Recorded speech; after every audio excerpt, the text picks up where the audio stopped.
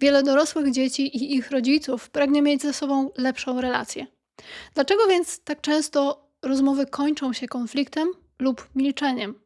Co jest prawdziwą troską, a co kontrolą? Jak brzmi komunikowanie prawdziwej miłości, a jak krytyki?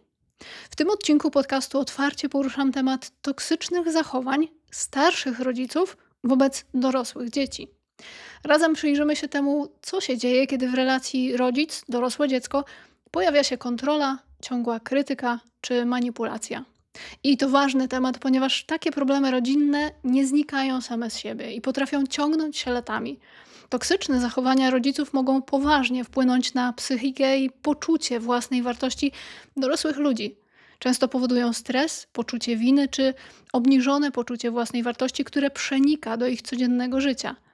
Z drugiej strony, sami rodzice mogą czuć się niezrozumiani, odtrąceni i doświadczać samotności, kiedy relacja z dzieckiem się psuje. Dlatego warto się nad tym tematem pochylić, żeby unikać dalszych krzywd i spróbować świadomie wzmocnić rodzinne więzi. Nie chodzi o atakowanie ani ocenianie którejkolwiek ze stron. Nie jestem tu po to, żeby w swoim czy w Twoim imieniu kogoś obwiniać. Jestem tu po to, żeby uzmysłowić niektóre zachowania toksyczne, następnie wyjaśnić, co dorosłe dzieci mogą z tym konkretnie zrobić i pokażę Ci, jak rozmawiać z rodzicem o bolesnych sprawach, żeby zwiększyć szanse na bycie wysłuchanym. I tutaj pojawią się konkretne zdania do użycia w rozmowie. Ale też pokażę, skąd w ogóle biorą się takie zachowania u naszych starszych rodziców i co oni sami mają do zrobienia, żeby wzmocnić wzajemne zrozumienie i więzi. Tak więc kluczowa intencja tego odcinka jest taka, żeby pomóc nam wszystkim spojrzeć na różne sytuacje oczami obu stron, bez wskazywania palcami winnych. W końcu zarówno dzieci, jak i rodzice często cierpią w takiej relacji, choć każdy inaczej. Przed nami mocny, konkretny odcinek i już teraz bardzo Cię proszę na koniec, kiedy sam i sama skorzystasz, to wyślij go też osobom, które w Twojej ocenie powinny go zobaczyć lub po prostu udostępnij u siebie na Facebooku czy Instagramie. Zanim przejdę dalej, przedstawię się, zwłaszcza dla osób, które trafiają tutaj po raz pierwszy. Cześć, ja mam na imię Honorata i razem z Sylwią w przestrzeniach i podcaście Wysokie Wibracje uczymy ludzkim językiem o rozwoju duchowym. Wiesz, kiedy przygotowywałam się do tego odcinka, to poprosiłam uczestników naszych duchowych kursów w grupie na Facebooku, żeby wpisali swoje doświadczenia ze starszymi rodzicami. Odpowiedzi pojawiło się naprawdę sporo i dziękuję, kochani, za Waszą otwartość. Ale kiedy zaczęłam je wszystkie czytać, to nieraz zaszkliły mi się oczy. Są rzeczy, które mocno mnie uderzyły, a jedna szczególnie. Ta dotycząca wpływu religii i kościelnych nakazów i zakazów na to, jak nasi rodzice nas wychowywali. Powiem o tym więcej dalej w odcinku. Ale żeby to wszystko było uporządkowane i nie przytłoczyło nas wszystkich, to wyjaśnię też, jaka będzie formuła tego odcinka. Najpierw będę nazywać toksyczne zachowanie, potem chcę dać coś praktycznego, dlatego przy każdym nazwanym zachowaniu powiem też, co może z tym zrobić dorosłe dziecko i to będzie taka główna część, ale w dalszej części wyjaśnię, skąd te zachowania się biorą i jakiej refleksji i działania wymaga też to od starszego rodzica, żeby naprawić więzi. A teraz chcę jeszcze podkreślić bardzo ważną rzecz. Kiedy w odcinku mówię toksyczne zachowania, to konkretnie mam na myśli toksyczne i krzywdzące zachowania, a nie to, że jakiś rodzic czy dorosłe dziecko jest toksyczne. Nie omawiamy tutaj ludzi i nie szukamy winnych. Omawiamy zachowania, które w ogromnej mierze w przypadku starszych rodziców, ale też nas jako dzieci, są po prostu nieuświadomione i wynikają z dziecięcych ran i sposobów wychowania i innych społecznych uwarunkowań. I domyślam się, co teraz może się pojawić, zwłaszcza jeśli chodzi o starszych rodziców. Coś, co będzie bardzo niewygodne. Ale drodzy rodzice, czy to nie o to chodzi, żebyśmy w końcu świadomie zobaczyli siebie oczami innych i wzięli pełną odpowiedzialność za to, jak chcemy dalej budować nasze życie i relacje? Właśnie na tym polega sztuka wzrastania razem i wejścia w swoją moc i sprawczość, że nie unikamy już swoich cieni, tylko oswajamy je i przytulamy szczerą, bezwarunkową miłością do siebie. Dopiero kiedy zobaczymy, gdzie i dlaczego tej miłości do siebie nie mieliśmy, zrozumiemy, dlaczego nie mogliśmy jej dawać innym i jak to mogło się dokładnie objawiać. I na szczęście wiek w stanięciu do tego procesu nie ma znaczenia. Pierwsze toksyczne zachowanie to ciągłe krytykowanie i umniejszanie osiągnięć dorosłego dziecka. Przejawia się ono wiecznym wyszukiwaniem wad, braków czy błędów. Żadne osiągnięcie nie jest dość dobre. Zawsze znajdzie się coś do poprawy. Na przykład kupiłeś sobie mieszkanie i chcesz się pochwalić, to zaraz usłyszysz, że jest za małe, dlaczego w mieście i czemu tak daleko od rodziców. Albo awansujesz w pracy, to zamiast gratulacji dostaniesz pytanie, czemu jeszcze nie zmieniłeś firmy, przecież stać cię na więcej. Takie zachowanie objawia się też wytykaniem błędów z przeszłości przy każdej okazji. Trzeba było skończyć tamte studia, a nie jakieś wymysły i własna firma. Teraz ciągle jesteś zestresowana. Bywa okraszone krytyką wyglądu i stylu życia. Na przykład wyglądasz śmiesznie z tą brodą, kto cię takiego zechce. Nawet kiedy cierpisz z bólu czy chorujesz, zamiast współczucia możesz usłyszeć coś w stylu zacznij w końcu jeść, bo jak ty wyglądasz, nogi jak patyki, przestań wymyślać, że cię boli, jak zaczniesz jeść, to przestanie. Jeśli takie doświadczenia ciągną się od dziecka i nasilają w dorosłym życiu, no to dorosły człowiek będzie miał ogromny problem z poczuciem własnej wartości. W końcu przestanie w ogóle chcieć się dzielić ze starszym rodzicem swoimi sprawami, bo zwyczajnie nie otrzymuje tego, czego naprawdę potrzebuje, czyli akceptacji i wsparcia. Zamiast tego, po każdej próbie podzielenia się kawałkiem swojego życia, dostaje od rodzica bolesny komunikat w stylu nigdy nie spełnisz moich standardów. Nie trudno się dziwić, że relacje zaczynają się przez to oddalać. Dorosłe dziecko, które doświadcza ciągłej krytyki, ma prawo stawiać granice i otwarcie komunikować, jak się czuje. W odpowiedzi na kolejną falę negatywnych uwag warto spokojnie, lecz stanowczo powiedzieć: mamo, tato, przykro mi, że to słyszę. Ciężko pracuję na swoje osiągnięcia i naprawdę zależy mi na twoim uznaniu zamiast krytyki.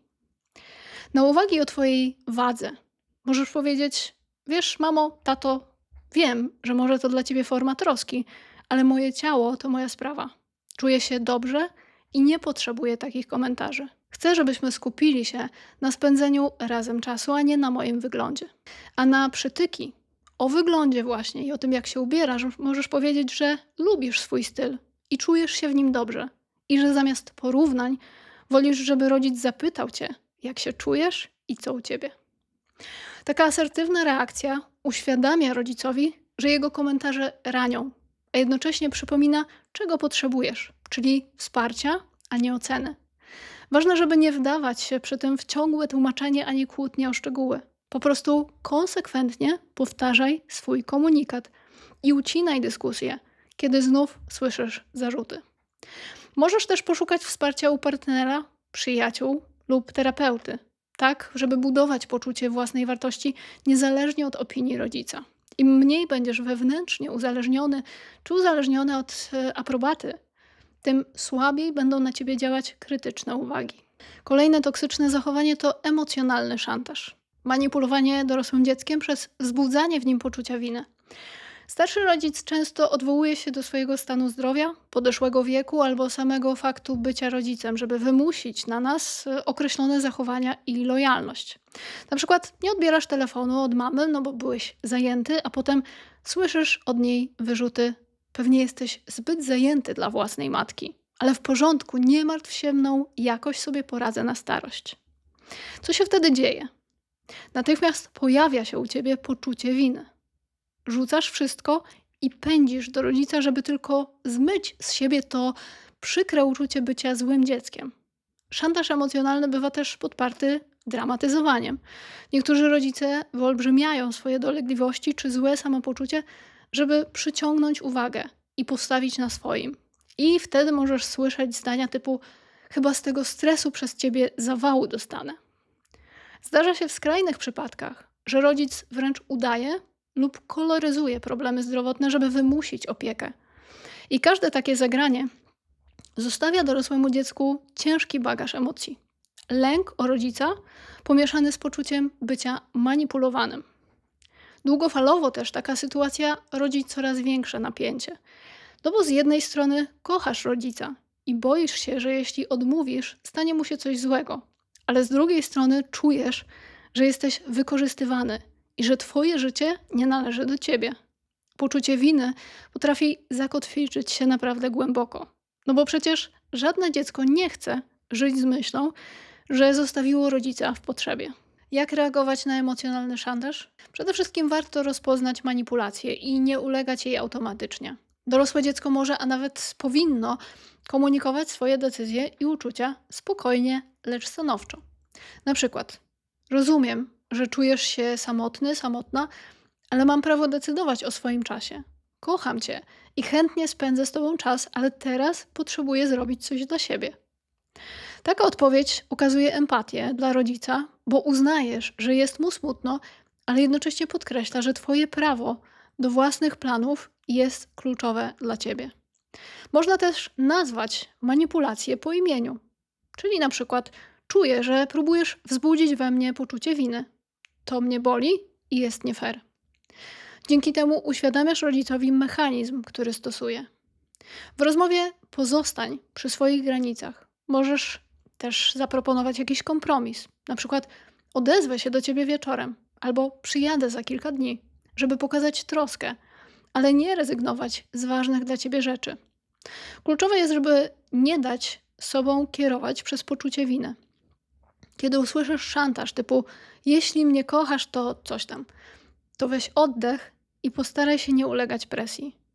Masz prawo powiedzieć to, że teraz robię po swojemu, nie znaczy, że cię nie kocham. Proszę nie mów tak, bo to bardzo rani. Następne toksyczne zachowanie to brak poszanowania granic i potrzeba kontroli. Wielu rodziców w swoich toksycznych zachowaniach nie uznaje faktu, że ich dorosłe dziecko ma prawo do niezależności. Granice prywatności czy samostanowienia dorosłego dziecka są notorycznie przekraczane, no bo rodzic wciąż postrzega je przez pryzmat małego synka czy córeczki. Objawia się to na wiele sposobów. Od pojawiania się bez zapowiedzi w domu dorosłego człowieka, nawet jeśli ustaliliście wcześniej inne plany, kiedy zwrócisz uwagę, że wolisz umówić wizytę, to obruszają się. Jestem ojcem, nie muszę się zapowiadać. To też jest mój dom, wychowałem cię tu. Innym razem bez pytania rodzic może przeglądać twoje dokumenty, czy rachunki, czy korespondencję, tłumacząc, że chce pomóc finansowo. Czujesz wtedy, jakby twoje dorosłe życie nadal było nadzorowane. Jakbyś w oczach rodzica wciąż był nastolatkiem, który nie ma prawa do tajemnic ani własnych decyzji. Tacy rodzice potrafią podważać wybory swoich dzieci na każdym kroku. Od wyboru partnera życiowego słowami on nie jest dla ciebie, my z tatą lepiej wiemy takie rzeczy. Po sposób wychowywania wnuków i słowa na przykład źle to robisz, daj pokażę ci jak to powinno wyglądać, jak się zajmować dzieckiem. Każda taka ingerencja to przekroczenie granicy, która tak naprawdę komunikuje nie ufam ci, wiem lepiej od ciebie. A pod tym kryje się komunikat pod tytułem nie ufam sobie, że dobrze cię wychowałem. Warto w takich momentach konsekwentnie komunikować swoje zasady. Na przykład mamo, tato, doceniam twoją troskę, ale pozwól, że będę sam decydować o swoim życiu. Bardzo cię proszę, uprzedzaj mnie następnym razem, zanim przyjedziesz z wizytą. Albo też nie życzę sobie takiej formy kontroli, to są moje dokumenty i nie chcę, żebyś mi je przeglądał czy przeglądała. Dzięki takiej komunikacji rodzic słyszy, że szanujesz jego dobrą wolę, ale oczekujesz poszanowania twojej przestrzeni. Kluczowa jest tutaj konsekwencja. Jeśli rodzic dzwoni 10 razy dziennie, no to oczywiście, że nie musisz odbierać za każdym razem. Możesz oddzwonić na przykład wieczorem o umówionej porze, pokazując tym samym, że też ustalasz reguły kontaktu. Dobrym rozwiązaniem bywa ograniczenie dzielenia się z rodzicem najbardziej prywatnymi sprawami, jeśli wiesz, że każdą informację wykorzystuje do ingerowania. Masz prawo zachować część swojego życia tylko dla siebie. Im bardziej stanowczo i spokojnie będziesz egzekwować te granice, tym szybciej rodzic zrozumie, że naprawdę powinien je respektować. W końcu też zrozumie komunikat, który brzmi ufaj i dawaj wolność zamiast ciągłej kontroli. Kolejne zachowanie to obrażanie się i ciche dni. To nic innego jak zamykanie się w emocjonalnej twierdzy, odmawianie rozmowy, nieodbieranie telefonów, czy podczas spotkań demonstracyjne milczenie. odwracanie głowy, żeby nawet nie patrzeć w stronę swojego dziecka, czy wychodzenie do innego pomieszczenia. Takie zachowanie może być też przerywane pasywno-agresywnymi uwagami w stylu nie, nie, wszystko w porządku, wypowiedziane oczywiście chłodnym tonem, albo rób co chcesz. A najgorsze jest to, że ten rodzic nie umie nawet zakomunikować dokładnie, o co się obraził i o co mu chodziło, bo zwyczajnie jest to forma manipulacji emocjonalnej, mająca niby z jakiegoś powodu dać nauczkę, ukarać, czy przypomnieć o wyższości rodzica i o tym, że dorosły człowiek nadal ma być uległy. Dla nas, dorosłych dzieci, takie odrzucenie jest bardzo bolesne. Wywołuje upokorzenie oraz skrajną niepewność. Prowadzi do obwiniania siebie i podejmowania desperackich prób pojednania, często kosztem własnej godności czy potrzeb. W skrajnych przypadkach to także po prostu niszczy więź i prowadzi do braku kontaktu. Zwłaszcza jeśli mówimy na przykład o przypadkach, w których córka czy syn zrobili coś dla siebie, na przykład zdecydowali o rozwodzie i zakończeniu toksycznej relacji dla siebie, a rodzic z powodu nieuzasadnionego wstydu, który wynika z wychowania według zasad Kościoła, obraża się i stosuje bierną agresję, żeby okazać dezaprobatę. Mówiąc coś w stylu: ja już nie mam córki, czy nie mam syna. Wstyd się przyznać do takiego dziecka. Jakbyś robiła, co ci mówię, to wszystko by było dobrze. Albo tobie to już kompletnie odbiło. Daj mi święty spokój, wstyd na całą wieś. Jak tutaj zadbać o swoje granice i co komunikować? Jeśli przy spotkaniu dotyka cię milczenie, to możesz zaadresować sprawę wprost. Mamo, tato, jeśli będziesz mnie ignorować, nie będę siedzieć i czekać, aż zdecydujesz się mnie zauważyć. Jeśli chcesz porozmawiać, jestem tutaj, ale nie będę uczestniczyć w tej grze. Albo nie zgadzam się na takie traktowanie.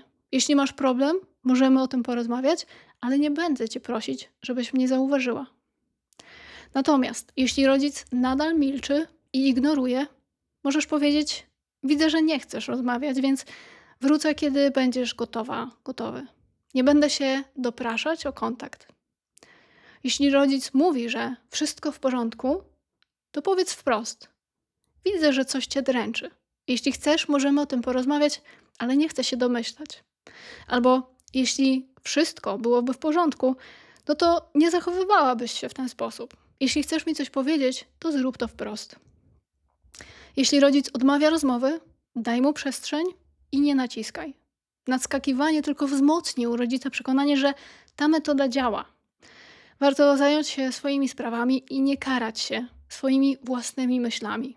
Kiedy minie trochę czasu, można znów spróbować kontaktu albo przy okazji wizyty powiedzieć o swoich uczuciach. Jeśli jednak jesteś szantażowany po katolicku za swój życiowy wybór, np. partnera, pracy, miejsca zamieszkania, rozwodu, to pamiętaj, że masz prawo żyć po swojemu, nawet jeśli rodzic tego nie akceptuje. I też możesz to zakomunikować, na przykład słowami: jeśli naprawdę myślisz, że mogłoby mnie nie być w twoim życiu tylko dlatego, że żyję inaczej niż oczekujesz, to jest mi bardzo przykro, ale to jest twoja decyzja, a nie moja. Albo: nie pozwolę, żeby moja wartość była zależna od tego, czy spełniam twoje oczekiwania. Kocham cię, ale nie zmienię swojego życia, żeby cię zadowolić. Lub też: nie będę się tłumaczyć za to, że żyję zgodnie ze sobą. Jeśli chcesz mnie odrzucić, nie mam na to wpływu, ale nie będę brać na siebie odpowiedzialności za twój wstyd. Wobec ultimatum: albo zrobisz co chcę, albo nie będziemy mieli kontaktu, musisz niestety dokonać trudnego wyboru. Albo się podporządkujesz i zrezygnujesz z własnego szczęścia, albo zaakceptujesz, że rodzic zdecyduje się obrażać i milczeć. I wtedy oczywiście zdecydowanie warto na bieżąco pracować ze swoimi emocjami i zdecydować się na terapię. Piątą formą toksycznego zachowania starszych rodziców jest gaslighting i zaprzeczanie rzeczywistości. Gaslighting to jest toksyczna forma manipulacji, która polega na podważaniu czyjejś percepcji rzeczywistości. W wykonaniu rodzica wygląda to tak, że kiedy dorosłe dziecko mówi o jakimś problemie czy przykrej sytuacji z przeszłości, to rodzic wszystkiemu zaprzecza. Wymyślasz, Nigdy nic takiego nie miało miejsca. Albo przesadzasz, nic takiego nie powiedziałem. Ta, chyba ci się przyśniło. Często doświadczają tego dorosłe dzieci alkoholików, kiedy uświadamiają swoich rodziców o jakiejś sytuacji z przeszłości. No i rodzic wtedy często tę przeszłość wypiera. Ale też często robi to w białych rękawiczkach, spokojnym tonem, przez co dziecko zaczyna wątpić w siebie. Bo skoro mama czy tata tak mówi, to może faktycznie tak było. I to jest narzędzie, które potężnie dezorientuje doświadczenie. Bo jako dorosłe dziecko czujesz zagubienie, niepewność swoich wspomnień i odczuć. I będziesz się wtedy zastanawiać, może naprawdę przesadzam? Może jestem przewrażliwiona? Rodzic, który nie potrafi przyznać się do błędu, czy nie pamięta czegoś, albo nie chce pamiętać, woli zanegować wersję dziecka, niż zmierzyć się z ewentualnym poczuciem winy. Niestety, my jako ofiary gaslightingu czasem tracimy zaufanie do własnego osądu i często wycofujemy się z konfrontowania rodzica, bo i tak to nic nie da. On zawsze mówi, że nic się nie wydarzyło. W obliczu takiej sytuacji, jako dorosłe dziecko, powinniśmy starać się trzymać faktów i swoich odczuć, nie dając sobie wmówić, że coś się nam ubzdurało. Jeśli jesteś pewien i pewna swojej wersji, to możesz spokojnie powiedzieć: ty możesz tego nie pamiętać, albo nie chcesz pamiętać, ale ja pamiętam inaczej i moje odczucia są prawdziwe. Taki komunikat to sygnał, że nie dasz się przekonać, że nic się nie stało. Nie musisz przekrzykiwać rodzica, ani na siłę udowadniać mu swojej racji. Wystarczy, że jasno zaznaczysz, co ty pamiętasz i co ty czujesz. Możesz przytoczyć konkretny fakt czy słowa, które padły, ale bez agresji, raczej ze spokojnym uporem.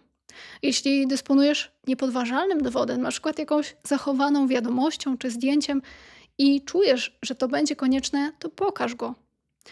W konfrontacji z dowodem część rodziców być może się zreflektuje i przyzna: może masz rację, przepraszam, nie pamiętam. Niestety nie zawsze tak się stanie, ale ty przynajmniej będziesz wierna i wierny swojej prawdzie. Pamiętaj, że masz prawo do swoich wspomnień i ocen. Gaslighting działa tylko wtedy, kiedy zaczynamy wierzyć, że nasza wersja jest bez wartości.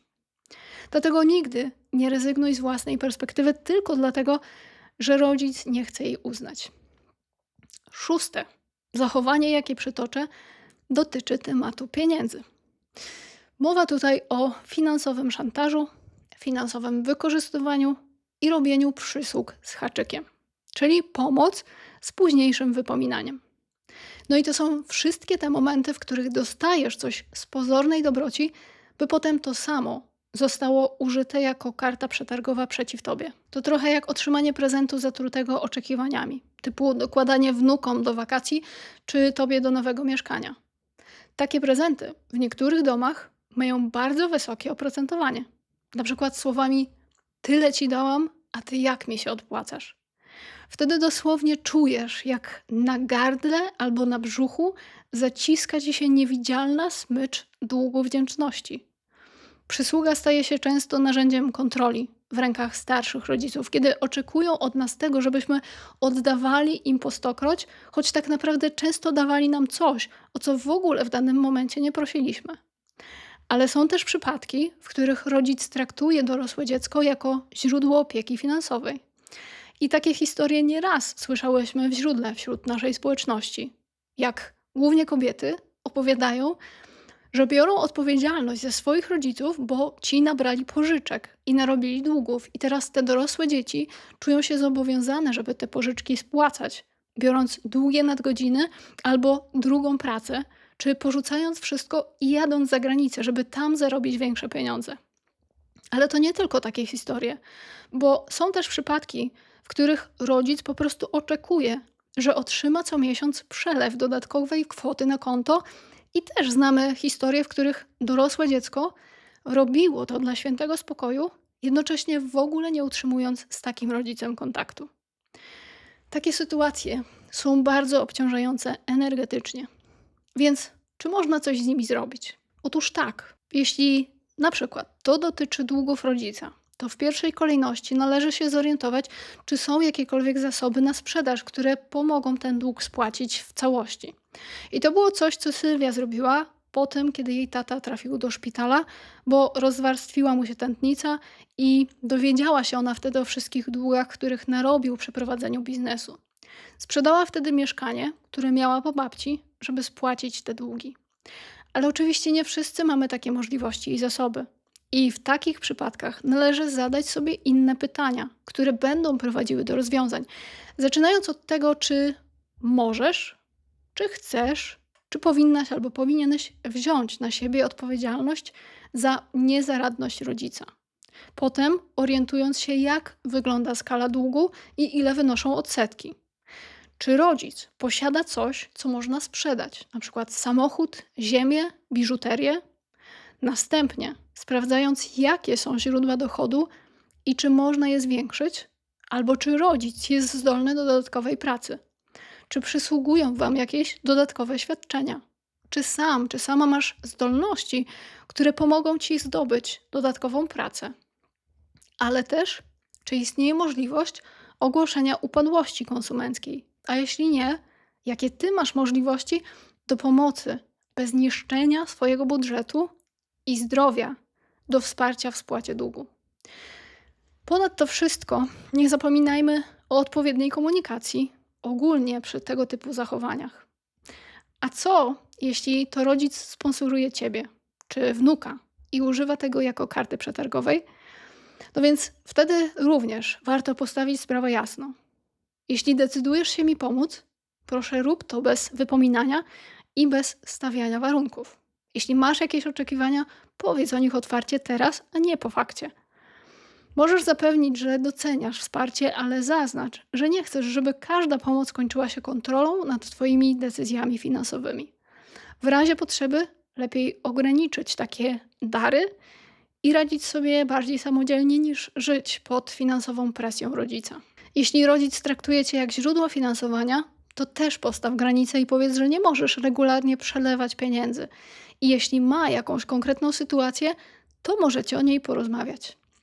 Uświadom też, że pomoc to jedno, ale obowiązek finansowania rodziców to drugie. I jeśli mają jakieś trudności, no to pomożesz znaleźć inne rozwiązanie.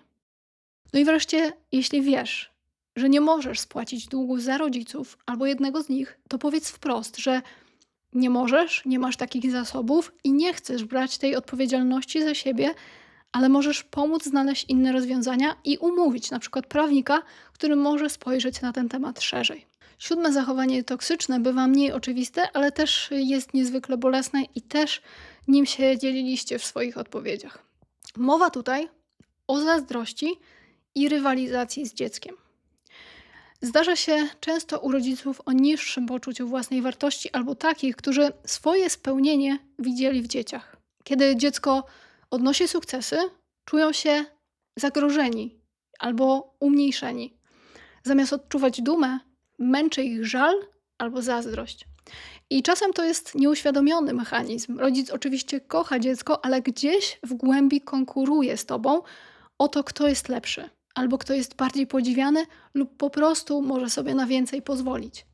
I dzieje się to zwłaszcza jeśli rodzic ma rys narcystyczny, bo wtedy nie znosi, kiedy uwaga otoczenia kieruje się na kogoś innego, nawet jeśli to własne dziecko.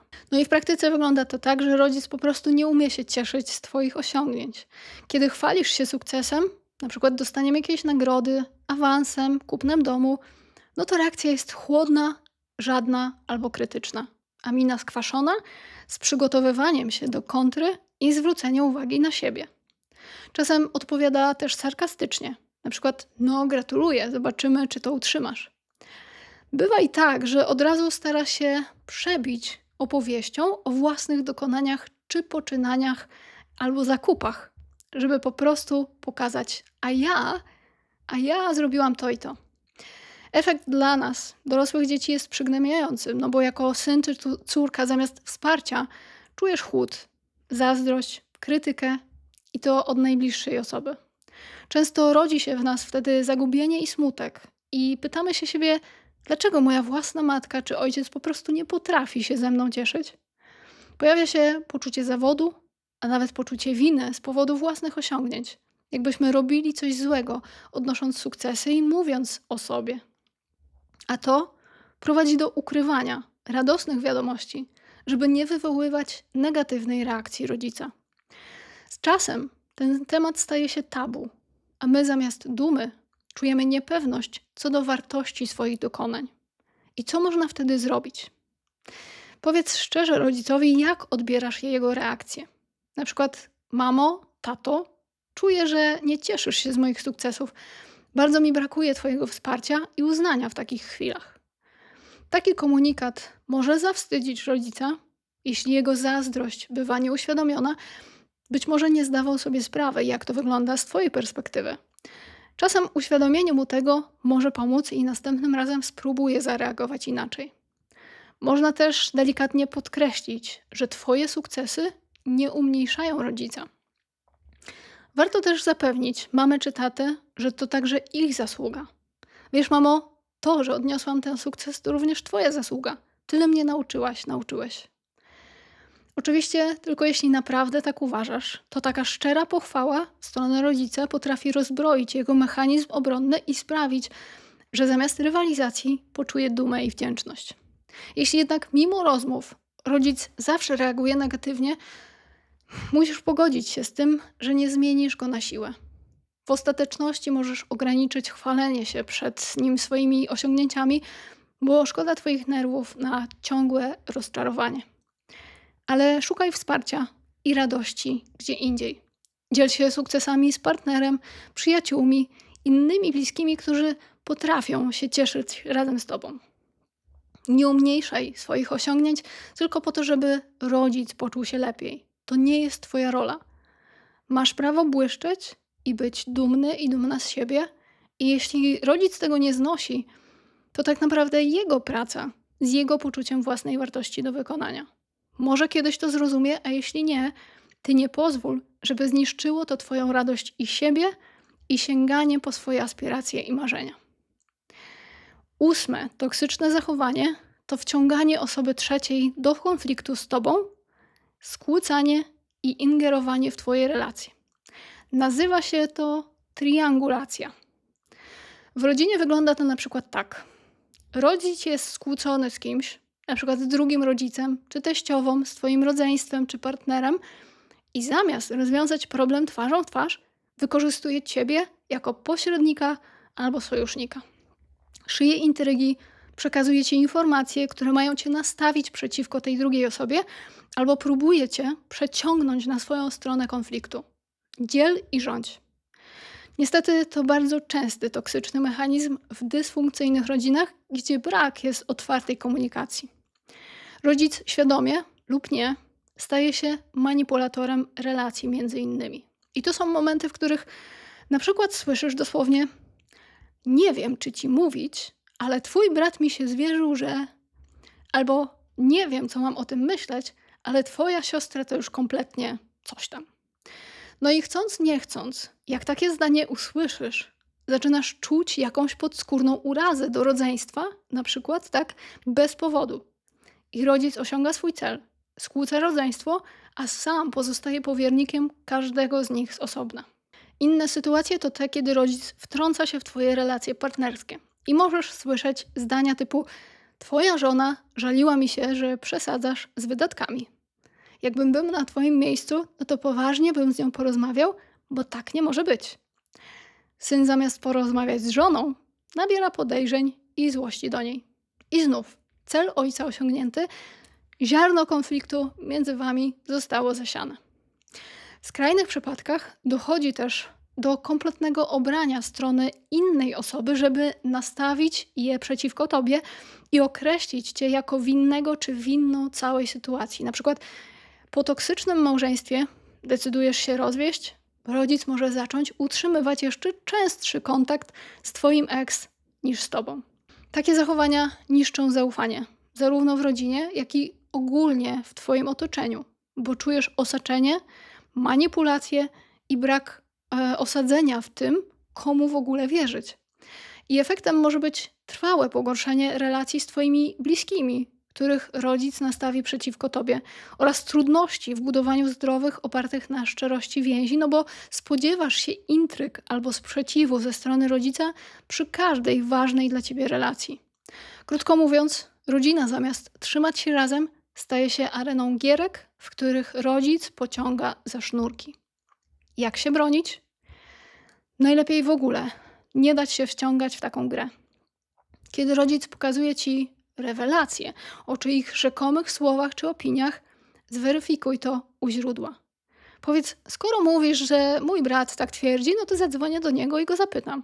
Bardzo często już sama taka zapowiedź powstrzyma rodzica, bo ostatnie czego chce to, żeby jego intryga wyszła na jaw przy bezpośredniej konfrontacji. Kiedy zaś okaże się, że rzeczywiście była to manipulacja, na przykład brat zaprzeczy, że cokolwiek takiego mówił, no to będziesz mieć nauczkę, żeby następnym razem nie wierzyć w ślepe słowa twoich rodziców. Po drugie, możesz po prostu odmówić uczestniczenia w takich działaniach. Kiedy czujesz, że rodzic próbuje cię z kimś skłócić albo każe ci przekazać coś innym, to powiedz wprost, że nie chcesz być posłańcem ani mediatorem. Na przykład nie chcę być między tobą a tą drugą osobą. To jest wasza sprawa, proszę porozmawiajcie ze sobą bez mojego udziału. Jeśli rodzic dalej próbuje cię wciągać, to konsekwentnie powtarzaj, że to nie jest twoja rola. Ważne jest też, żeby utrzymywać własny, bezpośredni kontakt z innymi członkami rodziny czy bliskimi i nie opierać się na opinii o nich tylko w słowach rodzica. Jeśli na przykład mama mówi ci coś złego o twojej siostrze, zadzwoń do siostry, pogadaj z nią, zapytaj, jak ona to widzi i nie pozwól, żeby rodzic był tym jedynym filtrem informacji między tobą a resztą świata. Takie postawienie sprawy może być trudne, bo rodzic bywa urażony, że nie stajesz po jego stronie, ale tu nie ma stron. Chodzi o budowanie zdrowszych zasad. Z czasem, kiedy zobaczysz, że nie daje rady was nastawić przeciw sobie, może w końcu odpuści. A jeśli nie, to przynajmniej ty zachowasz dobre relacje z innymi i nie dasz się podzielić. Pamiętaj, masz prawo nie uczestniczyć w cudzych konfliktach, nawet jeśli dotyczą twoich najbliższych. I masz prawo sam i sama wybrać sobie opinię o ludziach, zamiast słuchać cudzych. Jeszcze inne toksyczne zachowania będę po prostu wymieniać i nazwę je. Wzbudzanie strachu i wywoływanie lęku u dorosłego dziecka. Na przykład przez zdania typu to przez ciebie jestem taki chory niewdzięczniku. Ale też ogólnie przez lękliwą osobowość rodzica i ciągłe życie w poczuciu zagrożenia.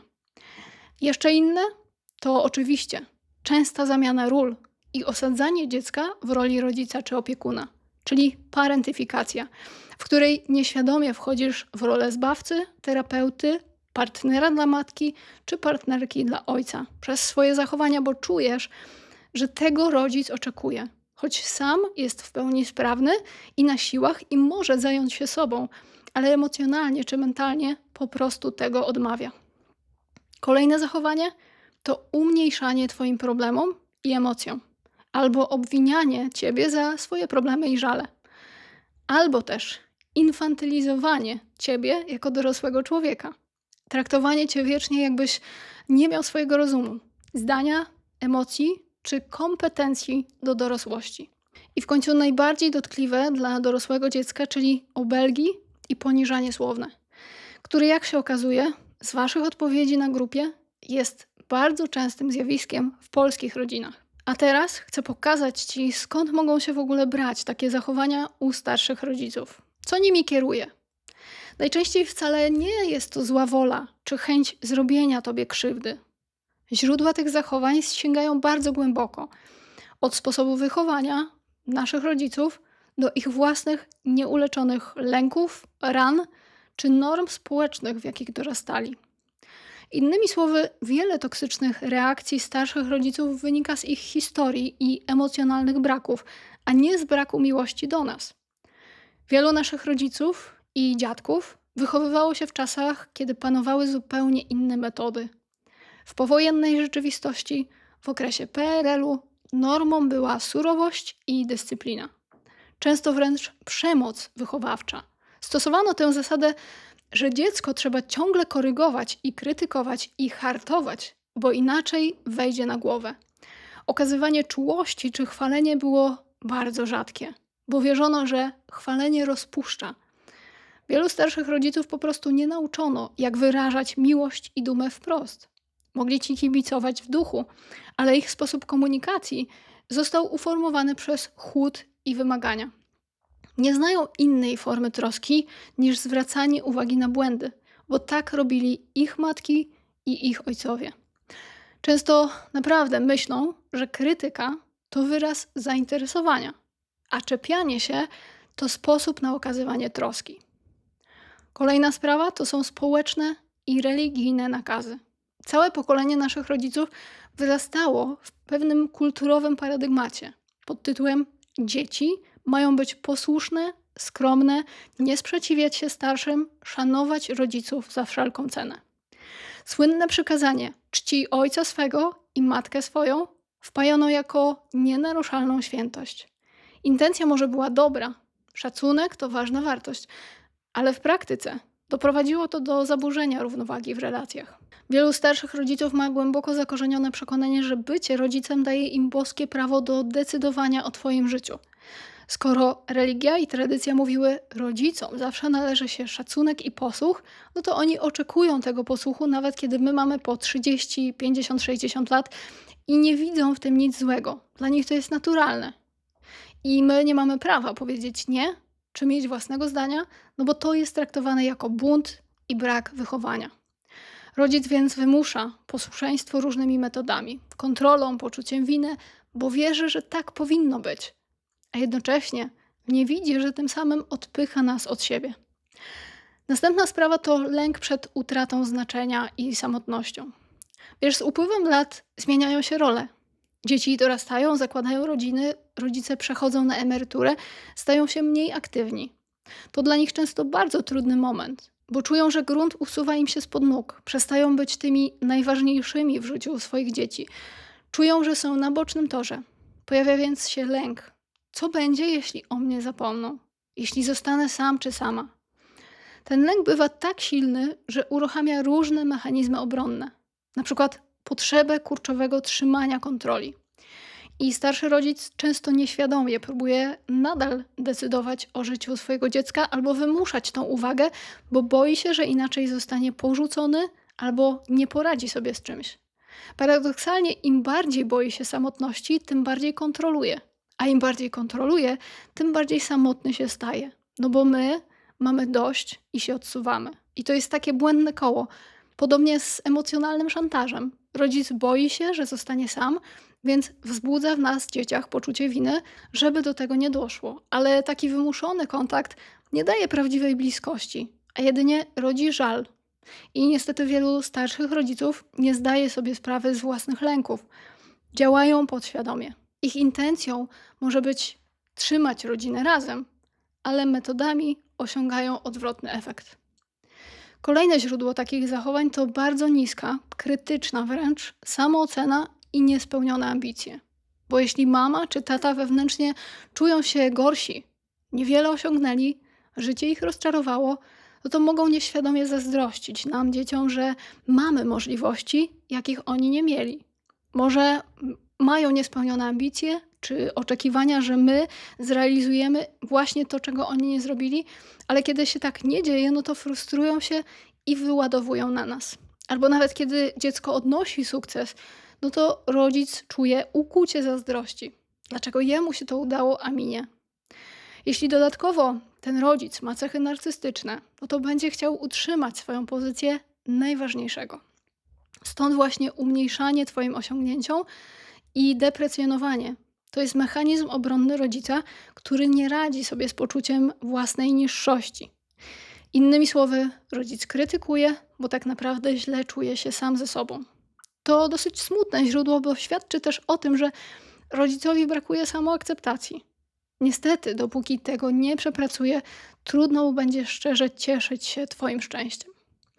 No i jeszcze muszę wspomnieć o dziedziczonych, toksycznych schematach. No bo wiele toksycznych zachowań to wzorce przekazywane z pokolenia na pokolenie.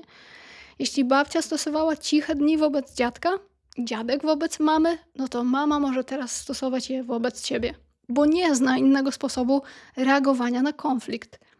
Jeśli ojciec był w dzieciństwie emocjonalnie szantażowany przez swoich rodziców, to teraz stosuje podobne chwyty, nawet nie zdając sobie sprawy, że powtarza rodzinny scenariusz.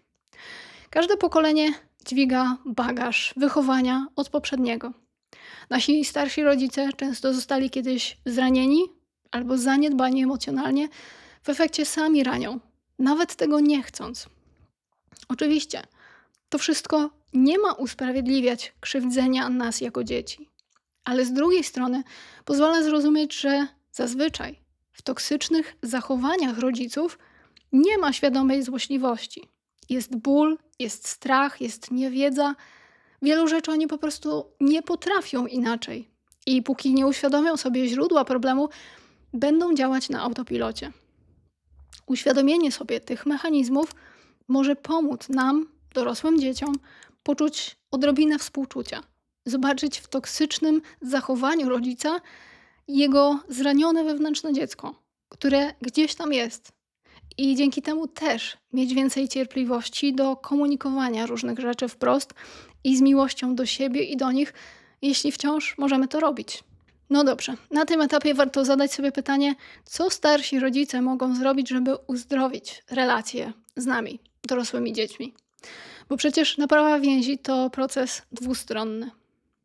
Cóż, tu może dodam, że jeśli jesteś takim rodzicem i dotrwałaś i dotrwałeś do tej części, to gratuluję. Bo usłyszenie tego, co się do tej pory pojawiło, mogło być bardzo niewygodne i zdaję sobie z tego sprawę. Dlatego mam też kilka refleksji i wskazówek dla mam i ojców, którzy w głębi serca pragną lepszych relacji z córką czy synem, ale nie bardzo wiedzą, jak się za to zabrać. Po pierwsze, autorefleksja. Jeśli rozpoznajesz u siebie któreś z opisanych wyżej zachowań, zatrzymaj się i szczerze przyjrzyj się samemu czy samej sobie. Zapytaj, dlaczego tak reaguję? Co mną kieruje? Kto tak robił w przeszłości? Czy to nie jest tak, że krytykuję dziecko, bo sam czy sama mam poczucie, że coś mi w życiu nie wyszło? Albo czy próbując kontrolować, boję się, że stracę znaczenie w życiu dziecka?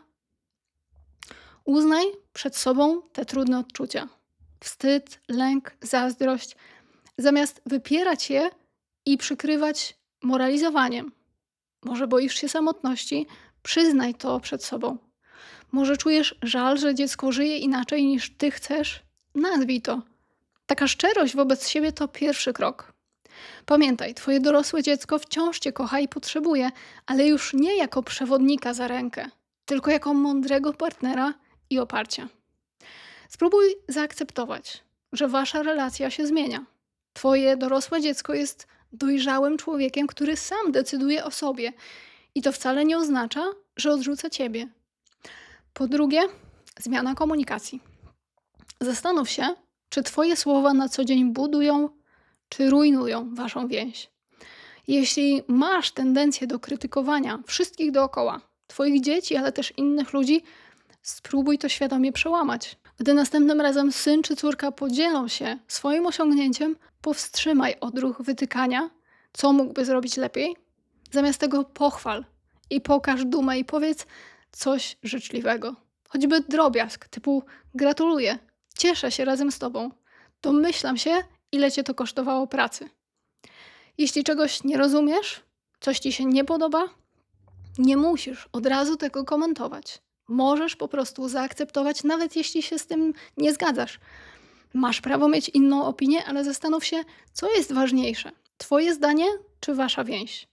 I czy to zdanie musisz zawsze głośno wypowiadać? Czasem lepiej coś przemilczeć i się uśmiechnąć i powiedzieć, rozumiem, że to dla ciebie ważne, zamiast po raz setny krytykować partnera, pracę, wygląd itd. Ucz się też używać języka wsparcia zamiast ocen. I to nie jest wygodne i łatwe, jeśli całe życie tego nie robiłaś czy nie robiłeś, ale jest możliwe. Chodzi tu o drobne zmiany, typu nie mówienie, co znowu ktoś zrobił źle, tylko co ci się dzisiaj fajnego udało, albo co dzisiaj fajnego zrobiłaś. Zamiast milczeć, kiedy dziecko odnosi sukces, uśmiechnij się i powiedz, jestem z ciebie dumna i dumny. Takie słowa naprawdę mają ogromną moc i uzdrawiają. Pomyśl, że ty też kiedyś pragnęłaś i pragnąłeś usłyszeć je od swoich rodziców, więc czemu teraz żałować ich własnemu dziecku? Po trzecie, szanowanie granic i autonomii. Traktuj swoje dorosłe dziecko jak dorosłego. Brzmi banalnie, ale wielu rodzicom to umyka. Szacunek to jest podstawa, tak. Więc pytaj, zamiast wymagać. Jeśli chcesz przyjechać w odwiedziny, zadzwoń wcześniej i zapytaj, czy to odpowiedni moment, czy dziecko ma czas. I nie obrażaj się, jeśli usłyszysz dziś nie, bo na przykład ktoś jest zmęczony, umówiony, czy ma swoją pracę. Szanuj prywatność i nie wypytuj o różne finansowe szczegóły. Jeśli widzisz opór, nie czytaj korespondencji i nie wchodź do pokoju bez pukania. Jeśli jeszcze mieszkacie razem. Uznaj, że pewne sprawy są tylko twojego syna czy córki. Związek, praca, finanse i jeśli będzie ten syn czy córka potrzebować rady, no to o nią poprosi. Ingerując na siłę, osiągasz odwrotny efekt. Zamykają się przed tobą, a zamiast tego możesz po prostu zapytać, czy potrzebujesz mojej pomocy albo rady w jakimś temacie. I zaakceptuj odpowiedź. Jeśli powiedzą, dam radę, dzięki, no to uszanuj to. Nie obrażaj się, nie naciskaj. Twoje dorosłe dziecko wciąż chce mieć z tobą relację, ale już nie w roli rodzica, kontrolera, tylko równorzędnego partnera. Im szybciej to zrozumiesz, tym lepiej dla was obojga.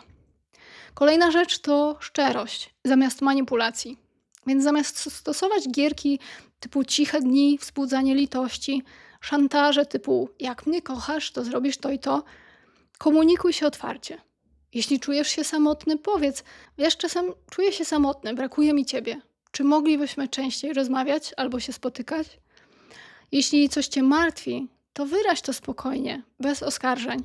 Na przykład martwię się o ciebie, chciałbym wiedzieć, co u ciebie. Masz prawo mówić o swoich odczuciach, ale nie każ twojemu dorosłemu dziecku się ich domyślać między wierszami, bo nie jesteśmy wróżkami. Zrozum też, że my jako dorosłe dzieci nie zawsze możemy być przy tobie i to nie znaczy, że cię nie kochamy. Czasem naprawdę mamy dużo na głowie. Zamiast więc wyrzucać, że nigdy nie mamy czasu, spróbuj powiedzieć: tęsknię za tobą, chcę cię częściej widywać. Unikaj też wielkich słów i dramatów, zwłaszcza jeśli masz tendencję do obrażania się i wygłaszania różnych tekstów. Powstrzymaj się. Zamiast tego powiedz wprost, czego potrzebujesz od twojego dziecka. I możesz się zdziwić, jak chętnie ci to da, kiedy poprosisz bez manipulacji. Jeśli zdarzy ci się potknąć, bo na przykład emocje wezmą górę i powiesz coś raniącego, miej odwagę przeprosić. To nie jest oznaka słabości. Wręcz przeciwnie. Wymaga wielkiej siły, żeby przyznać się do błędu. Słowo przepraszam i obietnica poprawy to często pierwszy krok do odbudowania utraconego zaufania. Kolejna rzecz, pracuj nad sobą. Zadbaj o swoje własne życie i samopoczucie. Jeśli całym twoim światem było dotąd życie twoich dzieci, to nic dziwnego, że tak trudno odpuścić. Pustka bywa przerażająca. Postaraj się jednak wypełnić ją czymś konstruktywnym, co da ci radość i poczucie sensu. Może teraz jest czas, żeby przypomnieć sobie o swoich pasjach sprzed lat, albo znaleźć nowe hobby, spotykać się z ludźmi w twoim wieku, wyjść do nich, a może popracować nad swoim zdrowiem i samopoczuciem w sposób, na który masz wpływ. Czy na przykład to będzie regularny ruch, zdrowsze odżywianie. Twoje dorosłe dziecko na pewno będzie szczęśliwsze, widząc, że masz własne sprawy i cieszysz się życiem. Wtedy nie będzie czuło też takiej presji i odpowiedzialności za ciebie. Zamiast dzwonić 5 razy dziennie z nudów, będziesz mieć ciekawsze zajęcia, a potem z radością opowiecie sobie nawzajem, co u was. Spróbuj też nauczyć się trochę ufać swojemu dziecku. Jeśli podejmuje decyzje, które ty uważasz za ryzykowne, pamiętaj, że to jest dorosły człowiek i ma prawo próbować i nawet popełniać błędy. Ty też nie byłaś i nie byłeś idealny. Bądź w gotowości do pomocy, ale nie narzucaj się. I 6. sprawa, otwieraj się na zmianę i pomoc. To, że przez lata jakaś relacja była chłodna czy pełna napięć, nie znaczy, że tak musi być zawsze. Nigdy nie jest za późno na poprawę. Serio. Nawet jeśli twoja córka czy syn dziś trzymają cię na dystans, bo są poranieni przeszłością, mogą stopniowo otworzyć serce, jeśli zobaczą z twojej strony szczerą zmianę i inną postawę. I nie bój się zacząć od siebie. Zapytaj, co mogę zrobić, żeby było nam lepiej? I uważnie słuchaj odpowiedzi. Nie przerywaj, nie usprawiedliwiaj, po prostu przyjmij, co twoje dorosłe dziecko ma ci do powiedzenia. Może usłyszysz rzeczy, które bolą, ale pamiętaj, ono nie mówi tego, żeby cię ranić, tylko żeby oczyścić atmosferę i mieć szansę na nowy początek. Spróbuj więc nie reagować defensywnie. A jeśli czujesz, że coś cię przerasta, na przykład nie radzisz sobie z emocjami, czujesz ogromny wstyd albo złość, rozważ skorzystanie z pomocy kogoś z zewnątrz. Rozmowa z psychologiem czy terapeutą nie jest powodem do wstydu. To nie znaczy, że jesteś złym rodzicem.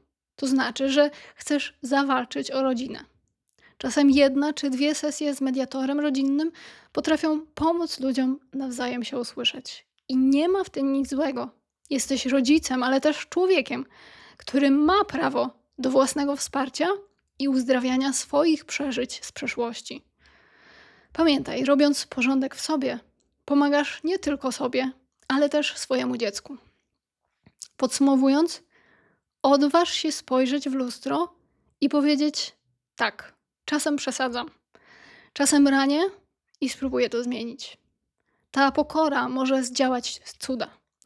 Dorosłe dziecko jest niezwykle wyrozumiałe, jeśli widzi, że rodzic naprawdę próbuje i że mu zależy.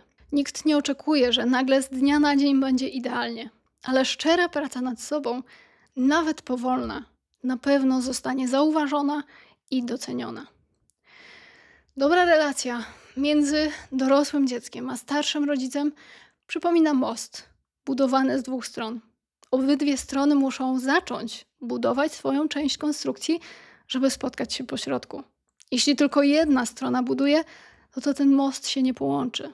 Dlatego uzdrawianie relacji to proces wymagający zaangażowania zarówno twojego jako rodzica, jak i twojego jako dorosłe dziecko.